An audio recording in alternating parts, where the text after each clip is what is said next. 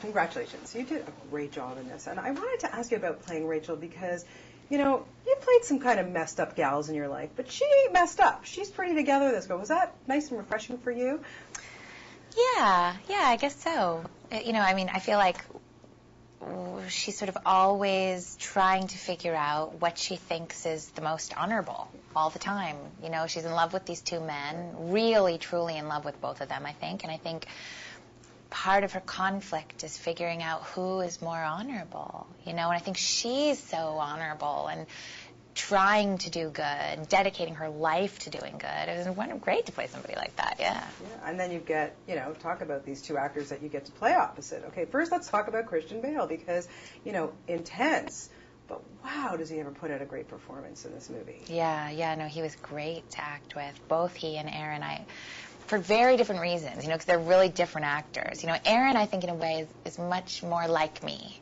You know, we would play, and we would sort of do little improvising before the scene, and he was really, really free and just kind of rolled with everything I gave him, and I rolled with what he gave me. Christian is much more still, very intense. You can just sort of stare into his eyes and do an entire scene that way. It's a kind of electrifying acting with him. They're very, very different. And I decided that the only way to play the part was to be equally in love with both of them. And I think that's fair. Yeah, I think that's really the only thing that's interesting. Yeah, it works totally. And then, of course, you've got the you know, the veteran actors like Gary Oldman and Michael Caine and Morgan Freeman. You have that lovely one-on-one with Michael Caine. To me, I would think that's kind of a masterclass for you. I didn't get to act at all with Gary Oldman or Morgan Freeman. I would have loved to. But I loved acting with Michael Caine.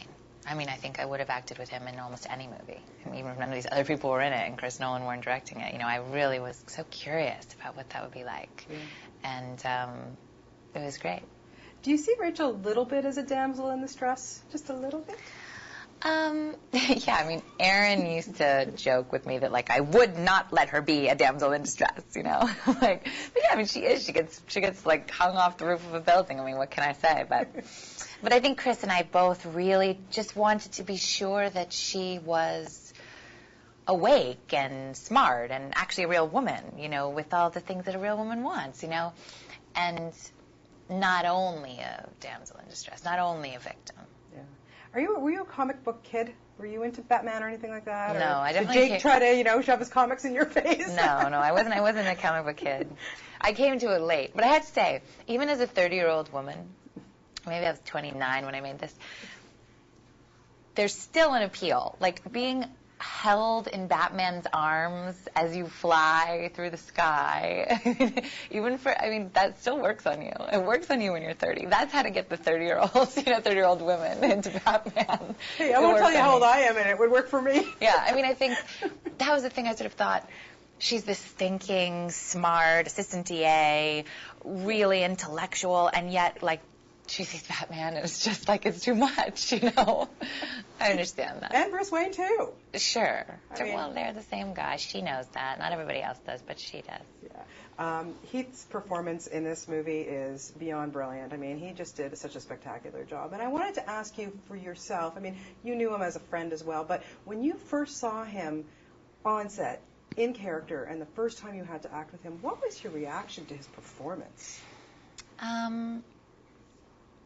Well, I think that even for the greatest actors, that it is very unusual to hit on what he hit on here.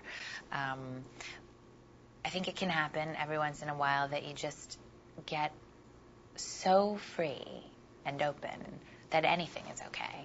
That there's no way to judge. He's good in this scene, he's bad in this scene, good in this moment, bad in this moment. Anything he does is okay because he's made something real. Yeah.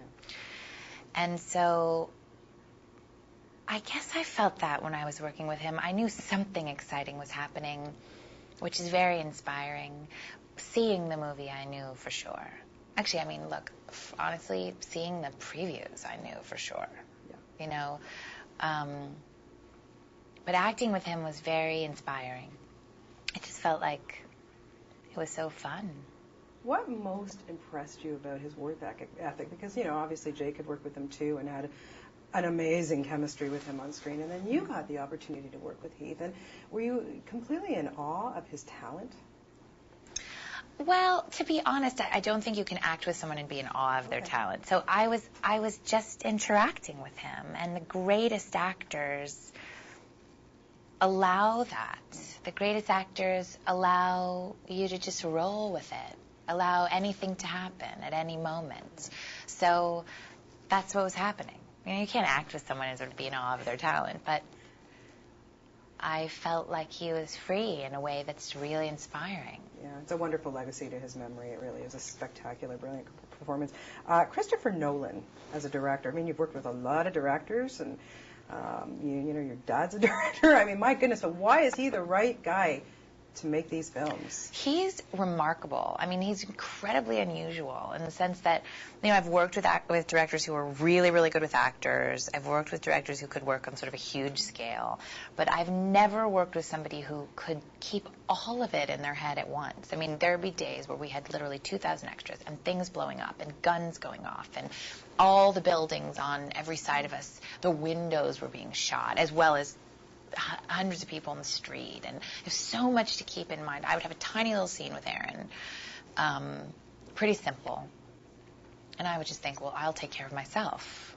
I'm obviously not going to get anything from him today. It's fine. And he would come over and have insightful, exciting things to say to me, and I just, and I mean that, and I think that's incredibly unusual. I mean, and I don't know who else could have made this. He's brilliant, really. I just don't know how he keeps topping himself with each film that he makes. He's a totally brilliant guy. Okay, yeah, you got to fly with Batman and you got to be saved, but were you a little bit pissed off you didn't get to, you know, drive the Bat Pod? God, no, I'm glad I didn't have to drive a Bat Pod. I mean, I've had to drive cars in movies before. I'm a perfectly fine driver, but I don't really want to deal with that. I'd much rather fly in the sky and, you know, get saved off the roof of a building than have to drive a huge Bat Pod. No, I'm happy not to have had to do that. Yeah, who would want that responsibility? Yeah. Yeah, awesome. Well, you did such a terrific job again, and congratulations. You. It was just really wonderful to see you in a movie like this. Thanks. Do some more of them, okay? Okay. Okay. Great talking to you. Thank you. Thanks, Maggie.